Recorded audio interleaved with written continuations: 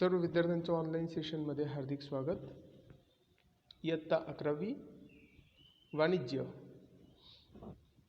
या शाखेत वाणिज्य संघटन आणि व्यवस्थापन या विषयामध्ये प्रकरण क्रमांक 5 व्यवसाय संघटनांचे प्रकार भाग 2. या ठिकाणी याआधी आपण खाजगी क्षेत्र काय असते, खाजगी क्षेत्र कोणाला म्हणतात, त्याची वैशिष्ट्ये काय आहेत आणि खाजगी क्षेत्रामध्ये मोडणाऱ्या वेगवेगळ्या संघटन प्रकारांचा अभ्यास केला. भारतात खाजगी आणि सार्वजनिक क्षेत्र असं दोघंही संस्थांचे सहअस्तित्व हे दिसते. खाजगी क्षेत्राची जी मालकी आहे ही खाजगी व्यक्तीकडे असते. व्यवस्थापन देखील खाजगी व्यक्तीच करतो आणि लागणारा वित्त पुरवठा हा देखील खाजगी व्यक्तीकडूनच होत असतो. मात्र सार्वजनिक क्षेत्रामध्ये तसं नसते. सार्वजनिक क्षेत्रामध्ये व्यवस्थापन हे सरकार करते.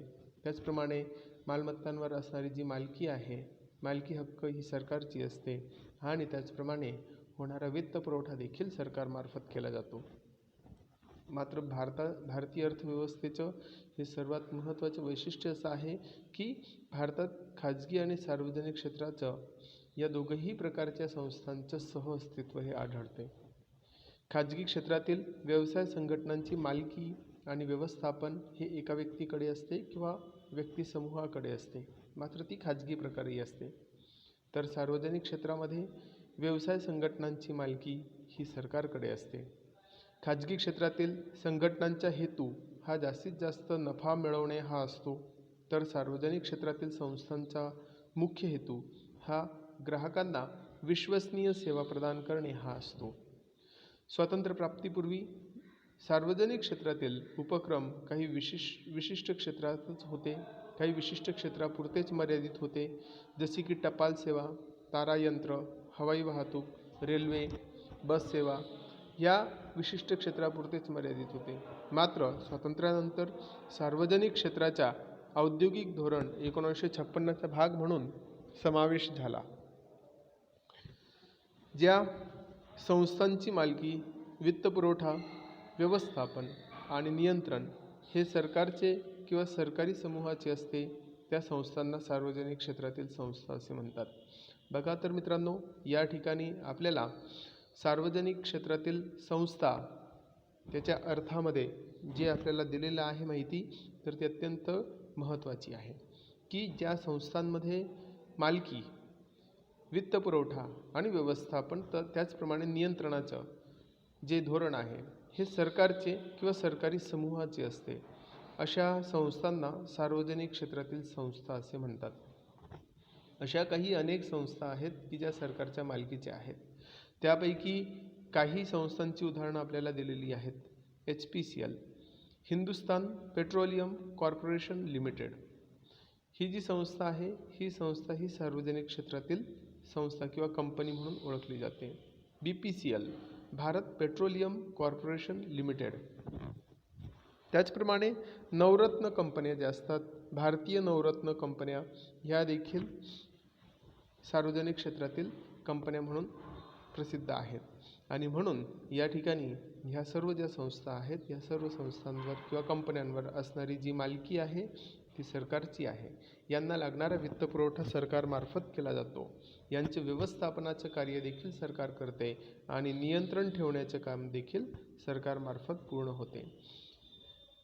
ब्रिटानिका शब्दकोशानुसार सार्वजनिक क्षेत्र याची व्याख्या दिलेली आहे. सार्वजनिक संस्था म्हणजे अशी संघटना की ज्या केंद्र, राज्य किंवा स्थानिक सरकारच्या मालकीच्या असतात व ज्या जनतेला वस्तू किंवा सेवा रास्त किमतीला पुरवतात व ज्यांचे कार्य कमी अधिक प्रमाणात स्वयंचलित पद्धतीने चालते, यालाच सार्वजनिक क्षेत्र असे म्हणतात. तर मित्रांनो, ब्रिटानिका शब्दकोशानुसार जर आपण पाहिलं तर सार्वजनिक संस्थेची ही जी व्याख्या आहे, त्या व्याख्येमध्ये अनेक असे सार्वजनिक संस्थेचे व्याख्येत वैशिष्ट्ये आपल्याला दिसायला मिळतात. पहिलं जे आहे, अशी जी संस्था असेल किंवा कंपनी असेल ती एकतर केंद्र शासनाकडून चालवली जात असेल किंवा राज्य शासनाकडून चालवली जात असेल किंवा स्थानिक सरकारद्वारे चालवली जात असेल किंवा या केंद्र, राज्य किंवा स्थानिक यांच्या मार्फत संयुक्तपणे चालवली जात असेल तर अशा प्रकारच्या संस्थेलाच सार्वजनिक संस्था असे म्हणतात, की जिचं सर्वात महत्त्वाचं जे कार्य आहे ते कार्य देखील आपल्याला या ठिकाणी दिलेलं आहे. ज्या जनतेला वस्तू किंवा सेवा रास्त किमतीला पुरवतात आणि ज्यांची कार्य कमी अधिक प्रमाणात स्वयंचलित पद्धतीने चालते, अशाच प्रकारच्या संस्थाला सार्वजनिक संस्था असे म्हणतात. प्राध्यापक हॅन्सन यांच्या मते देखील दुसरी व्याख्या दिलेली आहे. सार्वजनिक क्षेत्र हे सरकारची मालकी असणाऱ्या औद्योगिक, शेती, वित्त आणि वाणिज्य क्षेत्रातील कार्य करणाऱ्या संस्था होय. या ठिकाणी हॅन्सन यांच्या मते सार्वजनिक क्षेत्र म्हणजेच काय, तर सरकारची मालकी असणाऱ्या औद्योगिक, शेती, वित्त आणि वाणिज्य क्षेत्रातील कार्य असणाऱ्या संस्था होय. म्हणजेच या ठिकाणी कोणतंही जे संस्था असेल तर ती संस्था एकतर औद्योगिक संस्था असेल, शेती असेल, वित्तीय संस्था असेल किंवा वाणिज्य क्षेत्रातील कोणतीही संस्था असेल, तिची जी मालकी आहे ती सरकारची जर असेल तर अशा वेळेस त्या कंपनीला ज्या क्षेत्रामध्ये मोडते तर ते क्षेत्र म्हणजे सार्वजनिक क्षेत्र होय. सार्वजनिक क्षेत्रातील संघटनांचे वर्गीकरण खालीलप्रमाणे करण्यात आलेलं आहे. एकूण 3 प्रकारे सार्वजनिक क्षेत्राचे वर्गीकरण करण्यात आलेलं आहे. सार्वजनिक क्षेत्रातील संघटना या 3 प्रकारे वर्गीकृत केलेल्या आहेत. पहिला विभागीय आस्थापना, दुसरा वैधानिक महामंडळ आणि तिसरं सरकारी कंपन्या. मग काय असतं विभागीय आस्थापना? सुरुवातीला पहिल्या मुद्द्याचा अभ्यास करूया. विभागीय आस्थापना यालाच इंग्रजीतून डिपार्टमेंटल ऑर्गनायझेशन असे म्हणतात. ज्या आस्थापनाची मालकी, व्यवस्थापन, नियंत्रण आणि वित्तपुरवठा सरकारद्वारे केला जातो त्यास विभागीय आस्थापना असे म्हणतात. या ठिकाणी एक गोष्ट लक्षात घेण्यासारखी आहे की या ठिकाणी विभागीय आस्थापनेच्या व्याख्येमध्येच त्याचं जे कार्य आहे ते कार्य देखील नमूद केलेलं आहे. विभागीय आस्थापनेमध्ये काय आहे तर मालकी, व्यवस्थापन, नियंत्रण आणि वित्तपुरवठा जर सरकारद्वारे होत असेल तर अशा प्रकारच्या संस्थेलाच विभागीय आस्थापना असे म्हणतात. हा सार्वजनिक क्षेत्रातील संघटनेचा सर्वात जुना प्रकार आहे. सरकारचा एक अविभाज्य भाग म्हणून देखील विभागीय आस्थापना सर्व कार्य पार पाडतात. सरकारचा एक अविभाज्य भाग म्हणून देखील हे जे विभागीय आस्थापना आहेत ते आस्थापना आधीपासूनच सर्वात जुना प्रकार आहे हा. तर यामुळे हे जे आहे हे विभागीय आस्थापना विभाग करण्यामागील मुख्य उद्देशच हा आहे की सरकारला विभागांतर्गत काम करता यावं, कामाची योग्य वाटणी करता यावी आणि त्याचं नियोजन योग्य प्रकारे व्हावं, यासाठी विभागीय आस्थापनांची संकल्पना उदयाला आलेली होती आणि हा सर्वात जुना असा प्रकार आहे. प्रत्येक विभागामार्फत होणारं जे कार्य आहे हे होणारं कार्य वेगवेगळ्या प्रकारचं असतं. त्यांना ठरवून दिलेल्या कामाच्या स्वरूपानुसार वेगवेगळ्या प्रकारचं असतं आणि त्यानुसार त्यांच्याकडून असणारं काम अपेक्षित असतं आणि म्हणून या ठिकाणी सार्वजनिक क्षेत्रामध्ये हा सरकारचा एक अविभाज्य भाग बनलेला आहे. खाते प्रमुख हा त्या खात्याचा मंत्री असतो. सर्व विभागीय आस्थापनांचे कार्य शासकीय अधिकाऱ्यांच्या द्वारे केले जाते. सर्व कर्मचाऱ्यांना सरकारी कर्मचारी असे संबोधले जाते. टपाल खाते असेल, रेल्वे खाते असेल, संरक्षण खाते असेल, उद्योग खाते असेल, आकाशवाणी खाते, सार्वजनिक उपयोगिता सेवा खाते इत्यादी विभागीय आस्थापनांची उदाहरणं आहेत. रेल्वे मंत्री रेल्वे खात्यासाठी, संरक्षण मंत्री संरक्षण खात्यासाठी, उद्योग मंत्री उद्योगांसाठी, त्यानंतर औद्योगिक वाणिज्य आणि औद्योगिक मंत्री जे असतात ते वाणिज्य आणि उद्योग खात्यासाठी याप्रमाणे वेगवेगळ्या प्रकारची जी विभाग आणि त्यांची जी मंत्रालये असतात त्यांचे जे मंत्री असतात ते मंत्री तर असतात, मात्र त्यांचे जे विभागीय जे अधिकारी असतात ते विभागीय अधिकारी सर्व शासकीय जे अधिकारी असतात त्यांच्यामार्फत ही जी खाती आहेत ती खात्यांची जी कार्य आहेत ते पूर्ण केली जातात आणि त्यांची अंमलबजावणी प्रत्यक्षामध्ये त्या अधिकाऱ्यांमार्फत पूर्ण होताना आपल्याला दिसते. त्यानंतर विभागीय आस्थापनांची काही वैशिष्ट्ये आहेत. पहिलं वैशिष्ट्य आहे सरकारद्वारे व्यवस्थापित केले जातात. विभागीय आस्थापनांचे व्यवस्थापन सरकारच्या संबंधित खात्याद्वारे केले जाते. संबंधित खात्याचे मंत्री विभागीय आस्थापनेच्या कामकाजासंबंधी संसदेला जबाबदार असतात. या ठिकाणी सरकारद्वारे व्यवस्थापित केले जात असल्यामुळे विभागीय आस्थापनांचे व्यवस्थापनाचं जे कार्य आहे ते सरकारच्या त्या संबंधित खात्याकडून केलं जात असतं. संबंधित खात्याचे जे मंत्री असतात विभागीय आस्थापनाच्या कामकाजासंबंधी संसदेला जबाबदार असतात. म्हणजेच जर कुठल्याही प्रकारचं कोणतंही काम विभागाचं जर का असेल तर ते सर्व जे कार्य आहे ते कार्य पार पाडण्यासाठी संबंधित मंत्री हा एक प्रमुख म्हणून जबाबदार असतो. दुसरं जे आहे अधिकार प्रदान. आस्थापनाच्या प्रत्येक विभागात वरिष्ठ अधिकाऱ्यांकडून कनिष्ठ अधिकाऱ्यांकडे म्हणजेच अधोगामी अधिकार प्रदान केले जातात आणि म्हणून एक प्रकारचं अधोगामी अधिकार प्रदान केले गेल्यामुळे या ठिकाणी अधिकाऱ्यांचं विकेंद्रीकरण होताना आपल्याला दिसतं आणि म्हणून अधिकार प्रदान हे महत्त्वाचं वैशिष्ट्य विभागीय आस्थापनाचं ठरतं. तिसरं जे आहे शासनाकडून वित्तपुरवठा. वार्षिक अंदाजपत्रकात तरतूद करून विभागीय आस्थापनाला विधिमंडळाद्वारे वित्तपुरवठा केला जात असतो आणि त्याचा सर्व महसूल हा थेट सरकारच्या तिजोरीत जमा केला जातो. सरकारी संचलन. अंदाजपत्रकीय कामे, हिशेब निसाची कामे, लेखापरीक्षण इत्यादी विविध कामे इतर सरकारी विभागांप्रमाणेच केली जातात आणि म्हणून या ठिकाणी सरकारी संचलनाचं जे कार्य आहे ही सरकारी संचलनाचं कार्य ही या विभागामार्फत केली जातात. वेगवेगळ्या प्रकारचे जे कार्य असतात लेखापरीक्षण करणे, हिशेब निसाची कामे करणे, अंदाजपत्रकीय कामे करणे, तर ही जी सर्व कामे आहेत ती सरकारी विभागांप्रमाणेच केली जातात आणि त्याचा जो रेकॉर्ड्स आहेत ते रेकॉर्ड सरकार दरबारी हा दाखवला जात असतो. पुढचा आहे 5वा स्वतंत्र कायदेशीर अस्तित्व नाही. विभागीय आस्थापनेला सरकारपासून स्वतंत्र कायदेशीर अस्तित्व नसते. संबंधित खात्याअंतर्गत त्यांचे कामकाज केले जाते आणि म्हणून या ठिकाणी स्वतंत्र याचं असं अस्तित्व कायदेशीर नसतं आणि म्हणून हे जे आस्थापना आहेत ते सरकारपासून स्वतंत्र नसतं आणि म्हणून सरकारी जे नियम जे लागू होतात तेच नियम हे या आस्थापनांना देखील लागू होतात. स्वतंत्र असं कायदेशीर अस्तित्व अशा विभागांचे नसते. शासकीय कर्मचारी. विभागीय आस्थापना या सरकारचा अविभाज्य भाग असल्यामुळे सदर आस्थापनाच्या कर्मचारी वर्गाला इतर नागरी सेवा कर्मचाऱ्याप्रमाणे सर्व बाबींसाठी समकक्ष समजण्यात येते.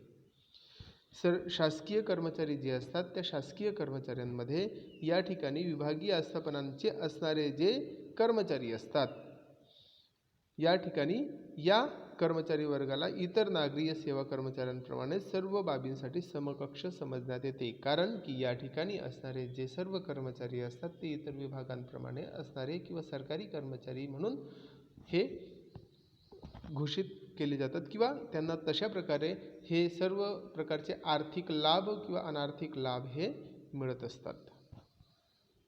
विभागीय आस्थापनांचे गुण. पहिलं जे आहे विभागीय आस्थापनांचे काही गुण असतात त्याचप्रमाणे काही दोष आहेत. सर्वप्रथम आपण विभागीय आस्थापनांच्या गुणांचा अभ्यास करूया. पहिला प्रत्यक्ष नियंत्रण.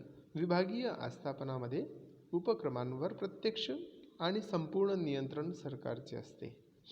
या ठिकाणी विभागीय जी आस्थापना असतात त्यांच्या कुठलाही उपक्रम असेल त्या सर्व उपक्रमांवर प्रत्यक्षपणे नियंत्रण ठेवण्याचे कार्य सरकार हे करत असते. दुसरं सरकारकडे थेट महसूल. विभागीय आस्थापनांचा महसूल सरकारी तिजोरीत थेट जमा केला जातो. तिसरा खर्च कमी. विभागीय आस्थापनाचा कारभार सरकारद्वारे चालवला जात असल्यामुळे प्रशासकीय खर्च कमी येतो.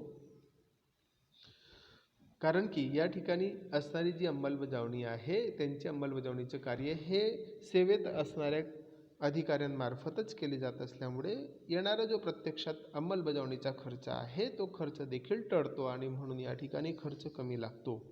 चौथं निधीचा योग्य वापर.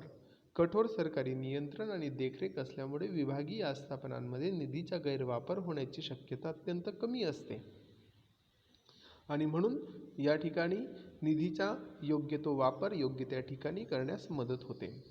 5वा पात्रताधारक कर्मचारी. पात्रताधारक कर्मचाऱ्यांमार्फत विभागीय आस्थापनांची व्यवस्थापन देखरेख केली जाते आणि त्यामुळे या ठिकाणी ते जे पात्रताधारक कर्मचारी असल्यामुळे त्यांचे जे व्यवस्थापन आणि त्यांचे जे कौशल्य आहे त्यांचा वापर केला गेल्यामुळे या ठिकाणी येणारं होणारे जे कार्य आहे ते होणारे कार्य वेळेत पूर्ण करता येतात आणि अचूकरित्या पूर्ण करता येतात. त्याचप्रमाणे खर्च देखील कमी लागतो. खर्च कमी लागण्यामागचं तात्पर्य असं आहे की जर का एक कार्य जर का वारंवार जर का होत असेल तर त्या ठिकाणी लागणारे जे संसाधनं आहेत त्या संसाधनांसाठी होणारा खर्च हा जास्त लागतो. या ठिकाणी जर का कर्मचारी हे प्रशिक्षित असतील, पात्रताधारक असतील तर त्यासाठी लागणारे जे संसाधनं आहेत ते मर्यादित लागतात आणि वेळेची बचत होते आणि त्यामुळे खर्चात बचत देखील होते. 6. गुप्तता राखली जाते. धोरणात्मक बाबींवर विभागीय आस्थापना जास्तीत जास्त गोपनीयता बाळगतात आणि अत्यावश्यक वस्तू व सेवांची काळजी घेत असतात. त्यामुळे या ठिकाणी गुप्तता राखली जाते. या ठिकाणी एकूण 6 मुद्दे होते. प्रत्यक्ष नियंत्रण विभागीय आस्थापनाचे गुणांमध्ये प्रत्यक्ष नियंत्रण, 2. सरकारकडे थेट महसूल, 3. खर्च कमी, 4. निधीचा योग्य वापर, 5. पात्रताधारक कर्मचारी आणि 6. गुप्तता राखली जाते. पुढचं जे आहे मुद्दा तो म्हणजे विभागीय आस्थापनांचे दोष. पहिला आहे कार्यवाहीमध्ये विलंब. विभागीय आस्थापना सरकारकडून नियंत्रित केले जातात.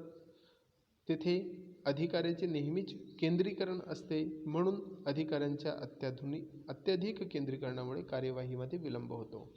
सरकारचे काम म्हटलं तर त्या ठिकाणी खूप विलंब होतो. अशा प्रकारचे एक सूर हा अनेक वेळेस आपल्याला ऐकायला आणि दिसायला देखील मिळतो आणि त्यामुळे कार्यवाहीमध्ये अतिविलंब होताना या ठिकाणी सरकारी आस्थापनेमध्ये दिसत असते.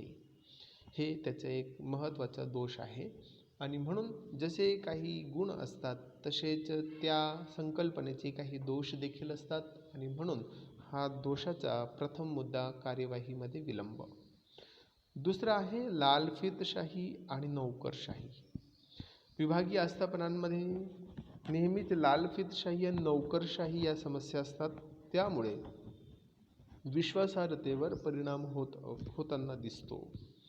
तिसरं कमी पुढाकार.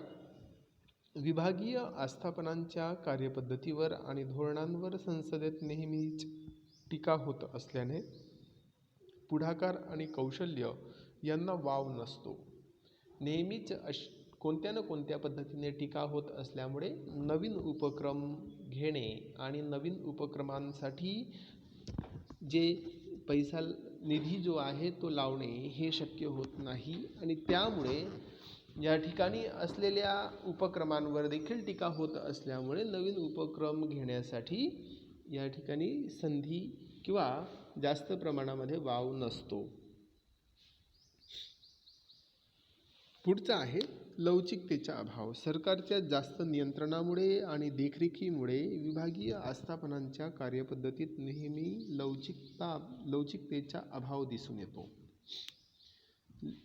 या ठिकाणी सरकारचे जास्त नियंत्रण, अतिनियंत्रण किंवा कठोर धोरण आणि जास्त आवश्यकतेपेक्षा जास्त देखरेखीमुळे विभागीय आस्थापनाच्या कार्यपद्धतीमध्ये नेहमीच लवचिकतेचा अभाव दिसून येतो. जसं की खाजगी क्षेत्रामध्ये जो खाजगी व्यक्ती असतो तो परिस्थितीनुसार आपल्या धोरणांमध्ये बदल करतो आणि त्या ठिकाणचं जे धोरण आहे ते लवचिक स्वरूपाचं असतं. तसं या ठिकाणी विभागीय आस्थापनेमध्ये दिसताना येत नाही किंवा दिसत नाही.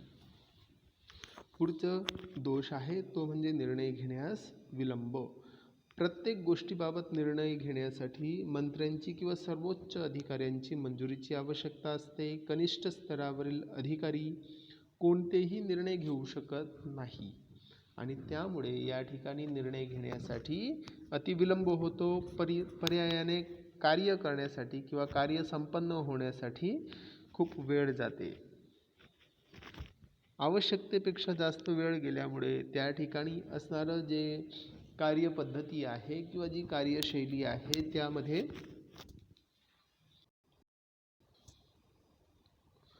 त्यामध्ये एक प्रकारे अतिविलंब होताना आपल्याला दिसत असतो.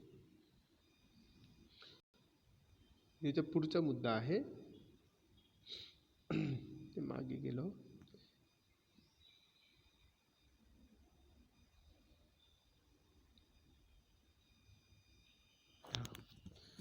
पुढचा मुद्दा आहे व्यावसायिकतेचा अभाव. व्यावसायिकतेचा अभाव, सार्वजनिक टीकेची भीती, अधिकाऱ्यांच्या आणि कर्मचाऱ्यांच्या वारंवार होणाऱ्या बदल्या आस्थापनांच्या कार्यक्षमतेवर परिणाम करतात आणि म्हणून व्यावसायिकतेचा जो अभाव आहे तो या ठिकाणी आपल्याला दिसतो. तर या ठिकाणी एकूण 6 दोषांचा आपण अभ्यास केला. पहिला दोष आहे कार्यवाहीमध्ये विलंब, दुसरा लालफितशाही आणि नोकरशाही, 3 कमी पुढाकार, 4 लवचिकतेचा अभाव, 5 निर्णय घेण्यास विलंब आणि 6 व्यावसायिकतेचा अभाव. तर आपण आज जे पण काही अभ्यास केला त्याचा आपण शॉर्ट समरी अभ्यास करूया. तर सर्वात महत्त्वाचं या प्रकरणामध्ये सार्वजनिक क्षेत्राशी संबंधित असणारी महत्त्वाची व्याख्या ती म्हणजे ब्रिटानिका शब्दकोशानुसार सार्वजनिक संस्था म्हणजे अशी संघटना की ज्या केंद्र, राज्य किंवा स्थानिक सरकारच्या मालकीची असतात व ज्या जनतेला वस्तू किंवा सेवा रास्त किमतीला पुरवितात व ज्यांचे कार्य कमी अधिक प्रमाणात स्वयंचलित पद्धतीने चालते. प्राध्यापक हॅन्सन यांच्या मते सार्वजनिक क्षेत्र हे सरकारचे मालकी असणाऱ्या औद्योगिक, शेती, वित्त आणि वाणिज्य क्षेत्रातील कार्य करणाऱ्या संस्था होय. सार्वजनिक क्षेत्रातील संघटनांचे वर्गीकरण एकूण 3 प्रकारे केले गेलेले आहे: विभागीय आस्थापना, वैधानिक महामंडळ आणि सरकारी कंपनी. विभागीय आस्थापना म्हणजे ज्या आस्थापनाची मालकी, व्यवस्थापन, नियंत्रण आणि वित्तपुरवठा सरकारद्वारे केला जातो. विभागीय आस्थापना सर्वात जुना प्रकार आहे सार्वजनिक क्षेत्रातील. त्यानंतर सरकारचा एक अविभाज्य भाग म्हणून विभागीय आस्थापना कार्य करते.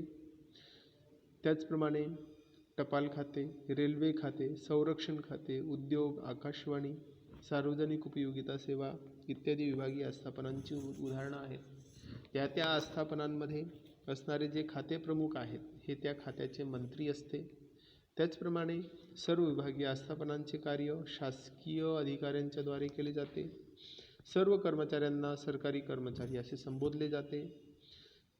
काही वैशिष्ट्य विभागीय आस्थापनांच्या वैशिष्ट्यांमध्ये पहिलं वैशिष्ट्य पाहिलं सरकारद्वारे व्यवस्थापित, 2 अधिकार प्रदान, 3 शासनाकडून वित्तपुरवठा, 4 सरकारी संचालन, 5 स्वतंत्र कायदेशीर अस्तित्व नाही, 6 शासकीय कर्मचारी. विभागीय आस्थापनाचे काही गुण आहेत. पहिलं प्रत्यक्ष नियंत्रण, 2 सरकारकडे थेट महसूल, 3 खर्च कमी, 4 निधीचा योग्य वापर, 5 पात्रताधारक कर्मचारी आणि 6 गुप्तता राखली जाते. विभागीय आस्थापनाचे दोष यामध्ये पहिलं कार्यवाहीमध्ये विलंब, 2 लालफितशाही आणि नोकरशाही, 3 कमी पुढाकार, 4 लवचिकतेचा अभाव, 5 निर्णय घेण्यास विलंब आणि 6 व्यावसायिकतेचा अभाव. तर मित्रांनो, या प्रकारे आज आपण व्यवसाय संघटनांचे प्रकार भाग 2 मध्ये सार्वजनिक क्षेत्र आणि त्यामध्ये विभागीय आस्थापना, वैशिष्ट्य, गुणदोष याचा अभ्यास केला. पुढील तासिकेमध्ये आपण पुढील भागाचा अभ्यास करूया. धन्यवाद.